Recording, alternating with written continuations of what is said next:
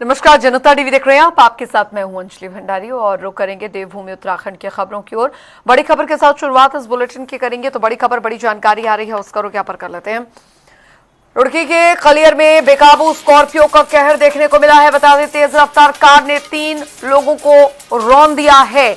एक बच्ची समेत 3 गंभीर रूप से घायल हुए हैं। जानकारी यहां पर मिल रही है। हादसे के बाद चालक मौके से फरार हो गया है। ये बड़ी खबर, हादसा हुआ है रुड़की के कलियर में। बेकाबू स्कॉर्पियो का कहर, तेज रफ्तार कार ने 3 लोगों को रौंदा है। एक बच्ची समेत 3 गंभीर रूप से घायल हुए हैं। हादसे के बाद चालक मौके से फरार है। पुलिस ने स्कॉर्पियो कब्जे में लेकर जांच शुरू कर दी है। तो बड़ी खबर, बड़ी जानकारी आ रही है, वो आपको बता दें। रुड़की के कलियर में बेकाबू स्कॉर्पियो का कहर जो है वो देखने को मिला है। तेज रफ्तार कार ने 3 लोगों को रौंदा है। ये इस वक्त की बड़ी खबर। एक बच्ची समेत 3 लोग गंभीर रूप से घायल बताए जा रहे हैं। हादसे के बाद चालक मौके से फरार हो गया है, ऐसी जानकारी आ रही है। पुलिस ने स्कॉर्पियो कब्जे में लेकर जांच शुरू कर दी है। तो रुड़की के कलियर में बेकाबू स्कॉर्पियो का जो कहर है वो देखने को मिला है। तेज रफ्तार कार ने 3 लोगों को रौंद दिया। ये बड़ी जानकारी आ रही है। एक बच्ची समेत 3 लोग गंभीर रूप से घायल बताए जा रहे हैं। हादसे के बाद चालक मौके से फरार हो गया है। तो पुलिस ने स्कॉर्पियो कब्जे में लेकर जांच शुरू कर दी है। रुड़की के कलियर में बेकाबू स्कॉर्पियो का कहर, तेज रफ्तार कार ने 3 लोगों को रौंदा है। ये इस वक्त की बड़ी खबर। एक बच्ची समेत 3 लोग गंभीर रूप से घायल हुए हैं। हादसे के बाद चालक मौके से फरार हो गया है। पुलिस ने स्कॉर्पियो कब्जे में लेकर जांच शुरू कर दी है। ये बड़ी खबर आ रही है। रुड़की के कलियर में बेकाबू स्कॉर्पियो का कहर देखने को मिला है। तेज रफ्तार कार ने 3 लोगों को रौंदा है। ये बड़ी खबर। एक बच्ची समेत 3 गंभीर रूप से घायल बताए जा रहे हैं।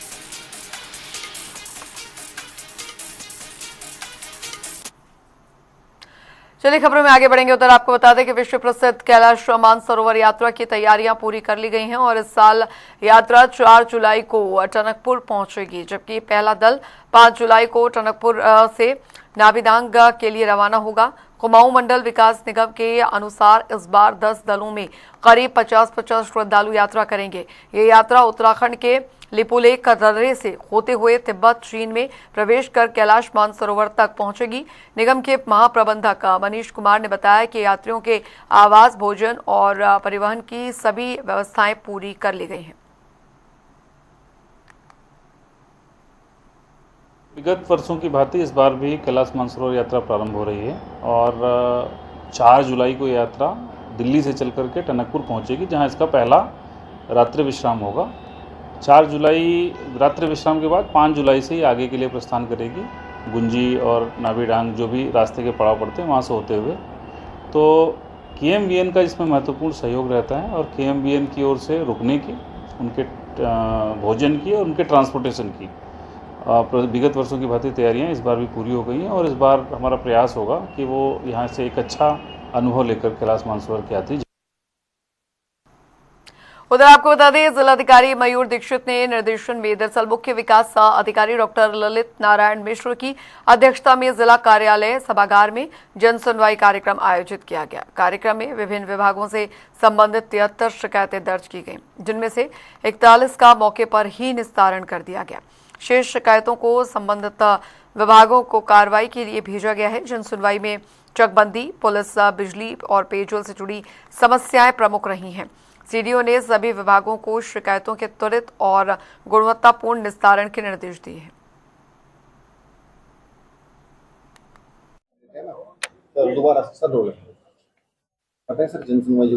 आज 73 शिकायतें दर्ज की गई हैं। इसमें 41 शिकायतों का मौके पर समाधान किया गया है। बाकी शिकायतों को संदर्भित किया गया है विभागों को कि उसका समयबद्ध ढंग से निस्तारण करेंगे। किस प्रकार की ज्यादा शिकायतें आई? देखिए, इस बार जो शिकायतें हैं इसमें चकबंदी संबंधी शिकायतें आई हैं। दूसरी जो है अतिक्रमण संबंधी शिकायतें आई हैं। कुछ जो है पुलिस विभाग से संबंधित शिकायतें हैं। इसके अलावा बिजली और पानी से संबंधित शिकायतें भी थी। वहीं उधर उत्तराखंड के मुख्यमंत्री पुष्कर सिंह धामी ने हरिद्वार के हरिपुर कला स्थित एक आश्रम में आयोजित स्थापना दिवस समारोह और संत सम्मेलन में हिस्सा लिया। इस दौरान उन्होंने कुंभ 2027 की तैयारियों की समीक्षा करते हुए कहा कि आयोजन को भव्य और दिव्य बनाया जाएगा। मुख्यमंत्री ने हालिया गुरुद्वारा विवाद पर शांति और सौहार्द बनाए रखने की अपील की। साथ ही राम मंदिर चढ़ावा मामले में गठित SIT जांच का जिक्र करते हुए निष्पक्ष कार्रवाई का भरोसा दिलाया।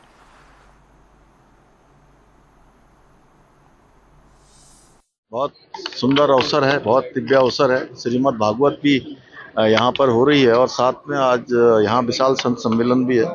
सभी संतों का आशीर्वाद लिया है और आज भारत की आध्यात्मिक चेतना का स्वर्णिम काल चल रहा है। सनातन का भी स्वर्णिम काल है।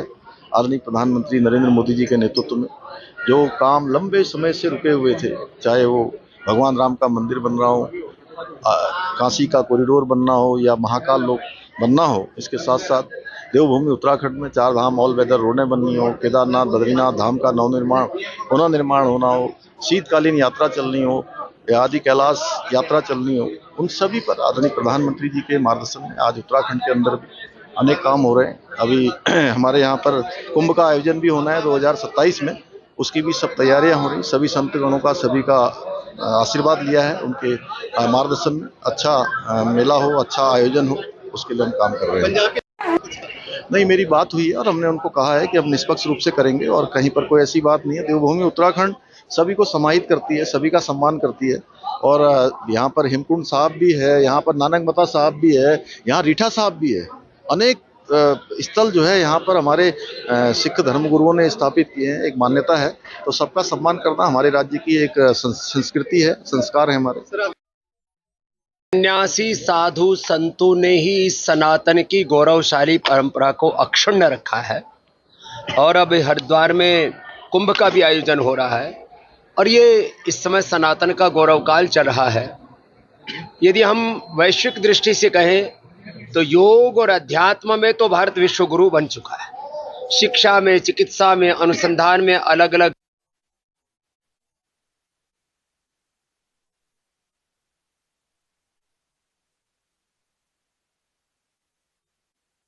खबरों में आगे बढ़ेंगे। उधर आपको बता दें, गढ़वाल रेंज के IG राजीव स्वरूप ने रुद्रप्रयाग के दरअसल नगररासू गुरुद्वारे में निहंग सिखों और प्रशासन के बीच हुई विवाद पर कहा है कि मामले को शांतिपूर्वक सुलझा लिया गया है। उन्होंने बताया कि पुलिस और प्रशासन ने दोनों पक्षों से बातचीत कर स्थिति को सामान्य कर दिया है। उधर IG ने स्पष्ट किया है कि श्री हेमकुंड साहिब यात्रा और 4 धाम यात्रा पूरी तरह से सुचारू रूप से संचालित हो रही है। उन्होंने लोगों से अफवाहों पर ध्यान न देने और केवल आधिकारिक जानकारी पर भरोसा करने की अपील की।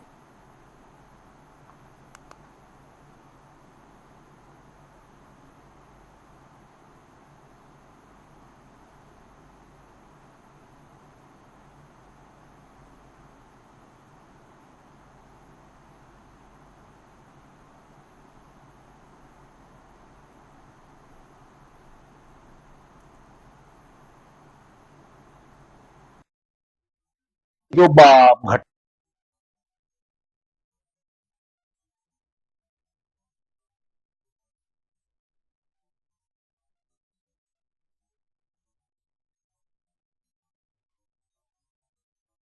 ने रुद्रप्रयाग के नगरासू गुरुद्वारे में निहंग सिखों और प्रशासन के बीच हुई विवाद पर कहा है कि मामले को शांतिपूर्वक सुलझा लिया गया है। उन्होंने बताया कि पुलिस और प्रशासन ने दोनों पक्षों से बातचीत कर स्थिति को सामान्य कर दिया है। IG ने स्पष्ट किया है कि श्री हेमकुंड साहिब यात्रा और 4 धाम यात्रा पूरी तरह सुचारू रूप से संचालित हो रही है। उन्होंने लोगों से अफवाहों पर ध्यान न देने और केवल आधिकारिक जानकारी पर भरोसा करने की अपील की है।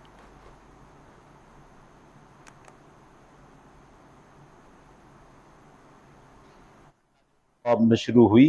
इसमें सर्वप्रथम जो निहंग श्रद्धालु थे और जिस गुरुद्वारे में वो लंगर ले रहे थे, वहाँ के प्रबंधकों के बीच में ये विवाद हुआ।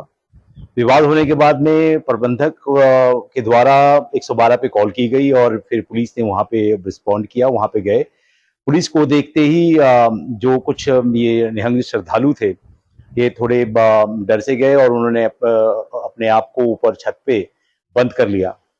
इस दौरान में काफी वार्ता भी हुई इनसे और ये प्रमुख रूप से एक उन प्रबंधकों और निहंग श्रद्धालुओं के बीच का विवाद है। और ये जो प्रबंधक हैं वो भी निहंग समुदाय से ही ताल्लुक रखते हैं।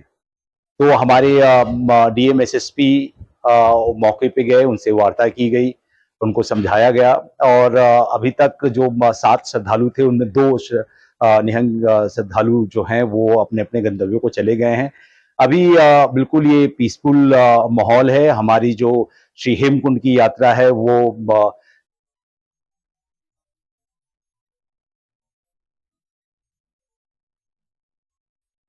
राजनीति में पोस्टर विवाद सामने आया है। बता दें आपको कि आयुष विभाग की ओर से जारी एक विज्ञापन में मुख्यमंत्री और कैबिनेट मंत्री मदन कौशिक की तस्वीरें शामिल की गई, लेकिन प्रधानमंत्री नरेंद्र मोदी की तस्वीर नहीं होने पर कांग्रेस ने सवाल उठाए हैं। कांग्रेस ने इसे प्रधानमंत्री की अनदेखी बताया। वहीं बीजेपी प्रदेश प्रवक्ता नवीन ठाकुर ने कहा कि प्रधानमंत्री नरेंद्र मोदी ने योग को वैश्विक पहचान दिलाई है और उनका व्यक्तित्व इतना बड़ा है कि उन्हें किसी तस्वीर की आवश्यकता नहीं है। वैसे तो उनको बाईपास करने की कोई जो है हिमाकत कर नहीं सकता, कहीं ना कहीं कोई त्रुटि रही होगी और उनको फोटो की जरूरत नहीं है। पूरे विश्व में जो है सबसे ज़्यादा लोकप्रिय अगर कोई है तो नरेंद्र मोदी हैं। उन्हीं के दम पर आज जो है 175 देश योग दिवस मना रहे हैं। अंतर्राष्ट्रीय योग दिवस उन्हीं की देन है और 206 देश है पूरे विश्व में। आज देखिए आप 175 से ज़्यादा देश जो है योग दिवस मना रहे हैं और उनके फोटो कोई औचित्य रहता नहीं, हर दिल में वो बसते हैं। तो ये कहना कि उनको बाईपास किया जा रहा है, ये बहुत छोटी बात हो जाएगी, सूरज को दिया दिखाने वाली बात है। निश्चित तौर पर मैंने पहले ही कहा कहीं ना कहीं कोई त्रुटि होगी और ऐसा है नहीं कि हमें जो है उनकी फोटो की जरूरत पड़े, वो हर दिल में बसते हैं और भारत ही नहीं विश्व का एक एक व्यक्ति जानता है कि अंतर्राष्ट्रीय योग दिवस किसकी देन है, किसके प्रयासों से ये संभव हो पाया। और आज अगर यूएन ने इसको मंजूरी दी और 12वां योग दिवस हमने कल मनाया तो इसका श्रेय केवल और केवल आदरणीय नरेंद्र मोदी जी को जाता है। उधर आपको बता दें कि प्रदेश कांग्रेस ने अध्यक्ष गणेश घोडियाल के नेतृत्व में सचिवालय कूचकर सरकार के खिलाफ प्रदर्शन किया। कांग्रेस ने सरकार पर भूमाफियाओं को संरक्षण देने, भूमि मुक्त न कराने और साथ ही जन विरोधी नीतियां अपनाने का आरोप लगाया। प्रदेश अध्यक्ष गणेश घोडियाल ने कहा कि प्रदेश की जमीन माफियाओं को सौंपी जा रही है और जमीनों के जरिए भ्रष्टाचार बढ़ रहा है। उन्होंने दावा किया कि आचार संहिता से पहले 100 और जमीनें जो हैं वो चहेतों को देने का तैयारी है।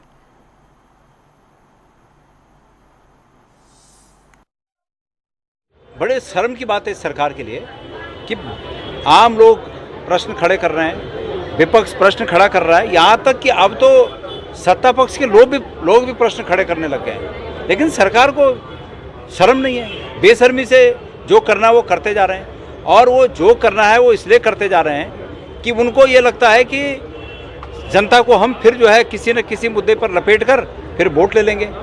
और अंततोगत्वा अब जनता को समझना है कि क्या चाहते हैं वो। ऑल इंडिया धनगर समाज महासंघ के प्रदेश अध्यक्ष मनोज धनगर के नेतृत्व में पदाधिकारियों ने एडीएम के माध्यम से जिलाधिकारी हरिद्वार को ज्ञापन सौंपा। ज्ञापन में सिडकुल, रोशनाबाद, बिहारीगढ़ और साथ ही BHEL मार्गों पर उत्तराखंड परिवहन निगम की बसों का नियमित संचालन शुरू करने की मांग की गई। मनोज धनगर ने दरअसल कहा है कि रानीपुर क्षेत्र की बढ़ती आबादी और महंगे निजी परिवहन पर निर्भर है। एडीएम ने आश्वासन दिया है कि ये ज्ञापन संबंधित विभाग को भेजकर आवश्यक कार्रवाई कराई जाएगी।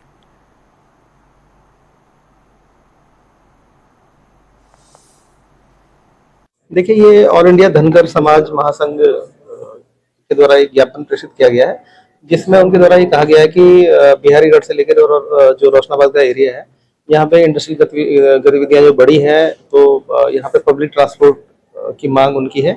उनके द्वारा ये डिमांड की गई है कि परिवहन निगम की बसें यहाँ से चलें, तो इसका परीक्षण करवाकर और ये जो है डिमांड इनकी, ये परिवहन निगम को प्रेषित कर दी जाएगी। जहाँ पर ट्रिपल इंजन की सरकार है, देश में भी बीजेपी की गवर्नमेंट है, प्रदेश में बीजेपी की गवर्नमेंट है और यहाँ पर जो हमारी विधानसभा 26 भेल रानीपुर है, इसमें भी लगातार बीजेपी के एमएलए हैं तीसरी बार से, लगभग 15 वर्षों से। लेकिन उसके बावजूद भी जो रानीपुर की जो समस्याएं हैं, जो बहुत नजदीकी से जिनको देखा जाना चाहिए था, जैसे पब्लिक ट्रांसपोर्ट है हमारा, दुर्भाग्य का विषय ये है कि हमारे क्षेत्र के अंदर, रानीपुर के अंदर सबसे ज्यादा आबादी का घनत्व बढ़ा है, लेकिन उसके उपरांत भी जो हमारे विधायक हैं उनका इसकी तरफ कोई नजर नहीं है। फिलहाल इतना ही, रुक रहे हैं छोटे से ब्रेक के लिए।